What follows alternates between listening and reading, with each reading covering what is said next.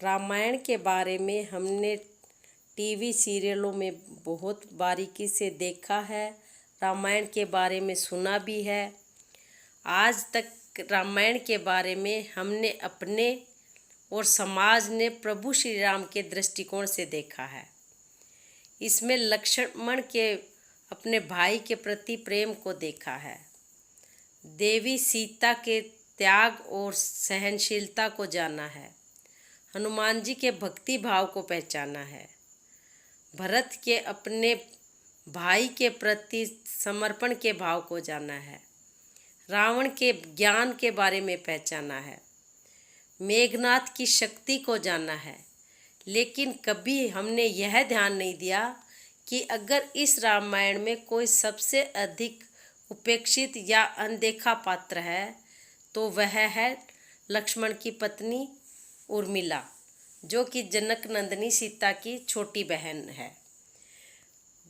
आइए उर्मिला के बारे में हम थोड़ा प्रकाश डालें और उर्मिला के बारे में जानें, क्योंकि अगर हम उर्मिला के दृष्टिकोण से देखें तो रामायण में जो सबसे त्याग की मूर्ति और सबसे महान सती है वो है उर्मिला।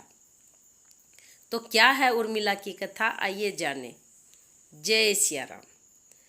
जब राम और माता सीता वनवास को जाने लगे और बड़े आग्रह पर लक्ष्मण जी को भी अपने साथ ले जाने की आज्ञा मिली, तो लक्ष्मण जी की पत्नी उर्मिला ने भी उनके साथ जाने का प्रस्ताव रखा।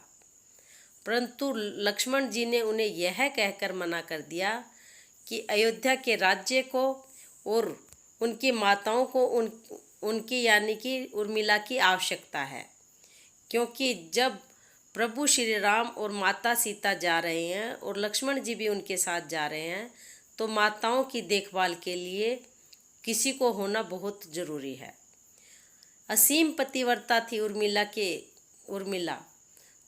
उस उर्मिला के नव यौवन कंधों पर इतना बड़ा दायित्व डालकर लक्ष्मण तो 14 वर्ष के लिए वनवास चले गए, लेकिन उन्होंने कभी यह नहीं सोचा कि वह जीवन सरिता जो कोई भी नववधु अपने पति के साथ गुजारती है, वह उर्मिला के नसीब में नहीं लिखी गई थी।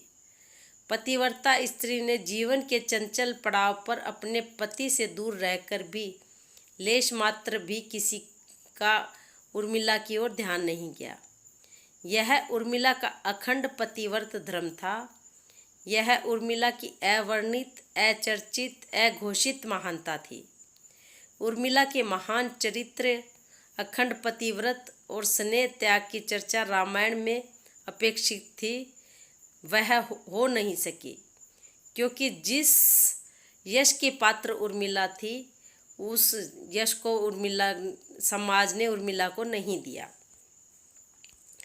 सबसे विकट क्षणों में भी उर्मिला आंसू ना बहा सकी थी, क्योंकि उनके पति लक्ष्मण ने उनसे एक और वचन लिया था कि वह कभी आंसू नहीं बहाएगी, क्योंकि अगर वह अपने ही दुख में डूबी रहेगी तो परिजनों का ख्याल कैसे रख पाएगी।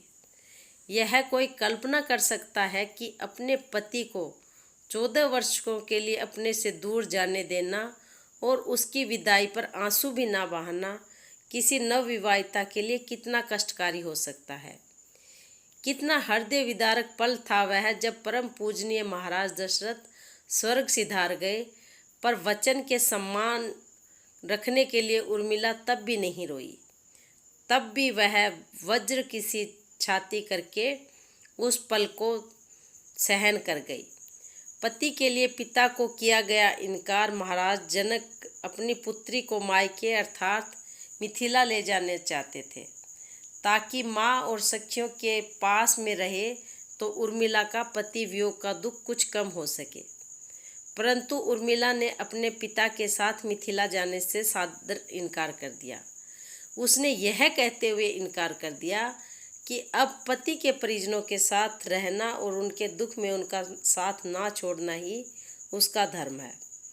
बहुत से लोग इस बात से परिचित हैं कि अपने वनवास के दौरान भाई और भाभी की सेवा करने के लिए लक्ष्मण पूरे 14 साल तक नहीं सोए थे।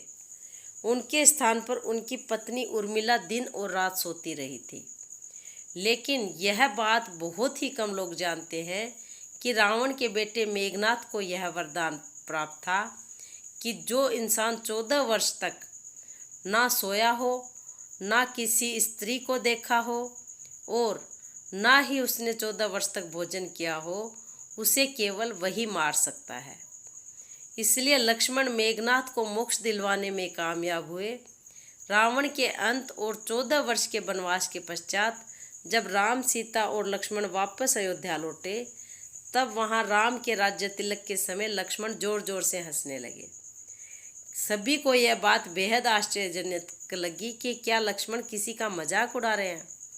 जब लक्ष्मण से इस हंसी का कारण पूछा तो उन्होंने जो जवाब दिया वो था कि मैंने ताउम्र इसी घड़ी का इंतजार किया था, लेकिन आज जब वह घड़ी आई तो उन्हें निद्रा देवी को दिया हुआ वह पूरा वचन पूरा करना होगा जो उन्होंने वनवास काल के दौरान 14 वर्षों के लिए उन्हें दिया था। लक्ष्मण ने भगवान राम का राज तिलक नहीं देखा। दरअसल निद्रा देवी ने उनसे कहा था कि वह 14 वर्ष के लिए उन्हें परेशान नहीं करेगी और उनकी पत्नी उर्मिला उनके स्थान पर सोएगी। निद्रा देवी ने उनकी यह बात एक शर्त पर मानी थी कि जैसे ही वह अयोध्या लौटेंगे, उर्मिला की नींद टूट जाएगी और उन्हें यानी लक्ष्मण जी को सोना होगा। लक्ष्मण जी इस बात पर हंस रहे थे कि अब उन्हें सोना होगा और वह राम का राज तिलक नहीं देख पाएंगे। उनके स्थान पर उर्मिला ने यह रस्म देखी थी। यही है कि लक्ष्मण की विजय का कारण उर्मिला का पतिव्रत धर्म था। एक और वाक्य ऐसा है जो यह बताता है कि लक्ष्मण की विजय सिर्फ और सिर्फ उर्मिला के कारण ही हुई थी। मेघनाथ के वध के बाद उनका शव श्री राम जी के खेमे में था। जब मेघनाथ की पत्नी सुलोचना अपने पति का शव लेने आई, तब अपने पति का छिन्न शीश देखते ही सुलोचना का हृदय अत्यधिक द्रवित हो गया। उसकी आंखें बरसने लगी।